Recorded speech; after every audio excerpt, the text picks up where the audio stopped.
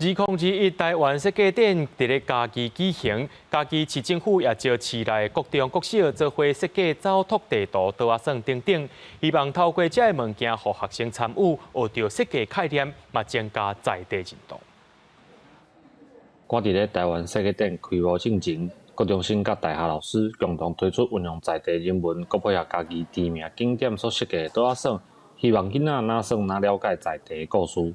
我觉得它是有趣，然后好玩，但是是有难度的。透过这个游戏呢，希望大家能够拿到这个游戏之后，能透过跟家人的游戏机制的互动、有趣的互动当中，更了解嘉义市。这套图画算内底有50大景点、4条古早步道的资料，有真完整的历史记录，而且所有的图面拢是学生画的。这学生讲，因为这个机会，才知影一寡对家己更无了解的所在。因为真的就是不熟，然后就是你会经过，但是你完全不知道它叫什么名字，